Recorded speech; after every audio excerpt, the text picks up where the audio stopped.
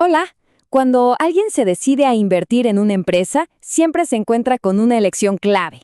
¿Qué tipo de acción comprar? Bueno, hoy vamos a ver en detalle las dos opciones más comunes para que esa decisión sea mucho más clara.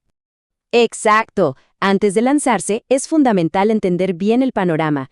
Y esa es justo la pregunta que vamos a resolver hoy. Vamos a ver las diferencias, las ventajas y, claro, los riesgos de cada tipo de acción. Muy bien, vamos a ello.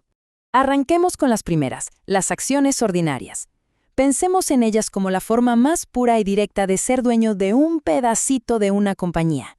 Es como tener un asiento en la mesa. Aquí está, digamos, la definición del libro. Las acciones ordinarias son, en esencia, el pan de cada día del mercado. Al comprar una, no solo se pone dinero, sino que se adquiere una participación real, una parte del futuro de esa empresa. Y aquí es donde se pone interesante, ¿eh? El poder que dan. Tener derecho a voto, por ejemplo, significa que se puede opinar en decisiones importantes, como quién va a dirigir la compañía. Además, está la posibilidad de recibir dividendos si a la empresa le va bien, y si pasa lo peor y la empresa liquida, quienes tienen estas acciones son los dueños de lo que queda después de pagar deudas. Pero claro, tanto poder y potencial de ganancia tiene su otra cara, el riesgo. El valor de estas acciones puede moverse muchísimo, para arriba y para abajo. Y ojo con esto, que es clave.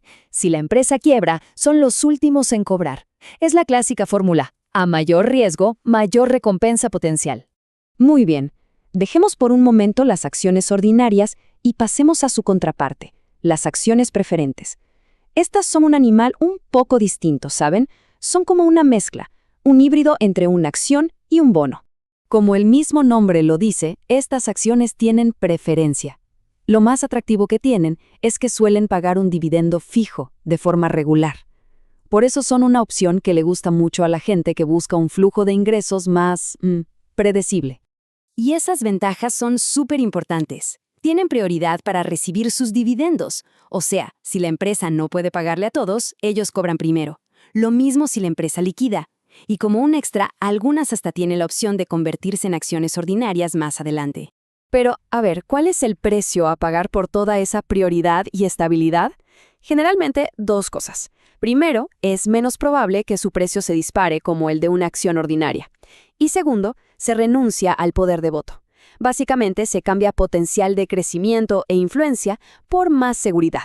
Bueno, ya vimos cómo es cada una por su lado. Ahora sí, llega el momento de la verdad. Vamos a ponerlas una al lado de la otra para que las diferencias salten a la vista. Si hubiera que resumir todo en una sola idea, sería esta. Las acciones ordinarias son para quienes buscan potencial de crecimiento. Las preferentes, en cambio, son para quienes buscan estabilidad. Es elegir entre apostar fuerte por el futuro o asegurar un ingreso más estable en el presente.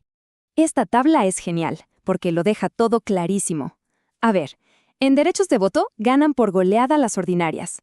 En dividendos, las preferentes tienen la ventaja por ser fijos y prioritarios. Si hay liquidación, las preferentes cobran antes. Pero, en potencial de que la acción suba de valor, ahí las ordinarias tienen las de ganar. Y por último, en estabilidad, no hay duda. Las preferentes son la opción más conservadora. Con toda esta información sobre la mesa, la pregunta clave ahora es más personal.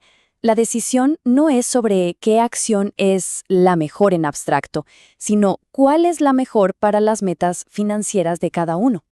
Pongámoslo de forma súper simple. Para quien busca crecimiento a largo plazo, está dispuesto a aceptar más riesgo y quiere tener voz y voto en la compañía, el camino son las acciones ordinarias. En cambio, para quien le da más importancia a recibir un ingreso constante y proteger su inversión, la opción más lógica son las acciones preferentes. Y esta frase del material original es el cierre perfecto. El conocimiento es poder, sobre todo cuando se trata de invertir. Entender bien estas diferencias permite armar un portafolio de inversión que de verdad esté alineado con los objetivos y la comodidad con el riesgo de cada persona. Y así llegamos al final. La decisión, como siempre, depende de la estrategia y de lo que cada uno busque. La pregunta queda en el aire. ¿Se busca el potencial de volar alto con las ordinarias o la tranquilidad de un ingreso estable con las preferentes?